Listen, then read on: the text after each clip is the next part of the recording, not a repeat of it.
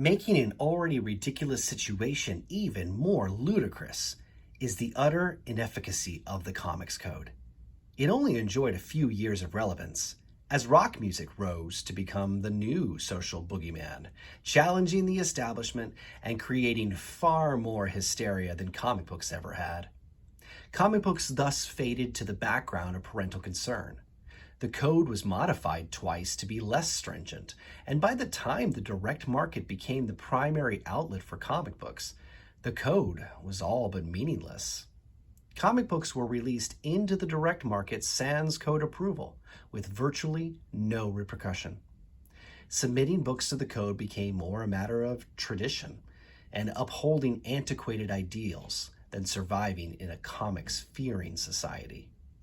How appalling that such a tremendous setback in artistic freedom was caused by something that ultimately proved so ineffectual. It can be said that the comics industry only has itself to blame, since the code was self-enforced. But truly, it was public persecution that forced the industry into that corner. Many viewed the code as the only way to stay in business.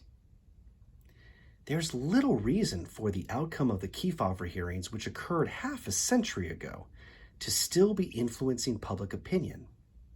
The increasing obscurity of comic books shares the blame in this respect. While comic books have had brief periods of increased popularity, as a whole, the industry has been consistently shrinking. Sales have plummeted, and other forms of entertainment have emerged since comic books were invented in the 30s. This has resulted in decreased public awareness of comic books, and since the mass media hasn't said much about comic books to contradict the negative attitudes of the 50s, the accepted view has remained that comic books are substandard entertainment, and that they don't stack up against newer means of recreation.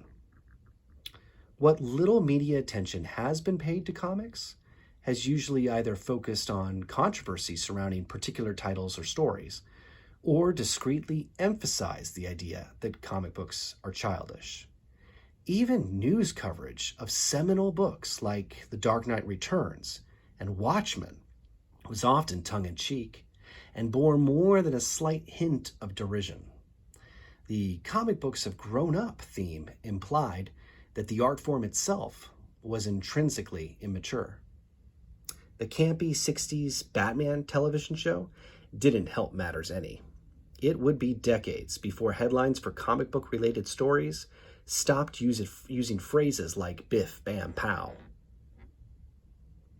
As comic books retreated into more of a niche market, people lost sight of them.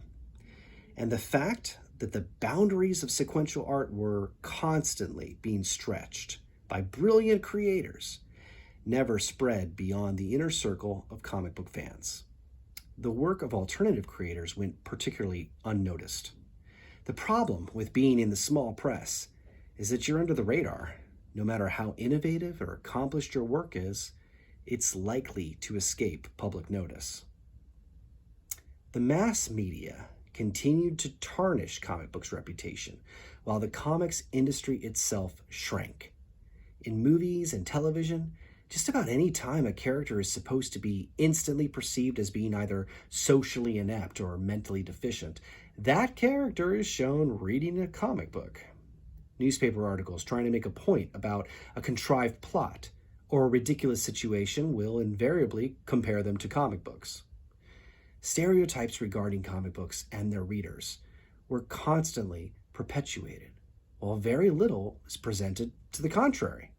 Granted, stereotyping is certainly not exclusive to comic books in the media, and these stereotypes, like most others, are founded upon a grain of truth, but the absurdity of it is no less profound. For a society so seemingly obsessed with political correctness and not making broad generalizations, there's been only a modicum of progress made in recognizing comic books as a credible art form. What makes this worse is the fact that few people seem to understand how asinine and contradictory that is, given the general acceptance of other media.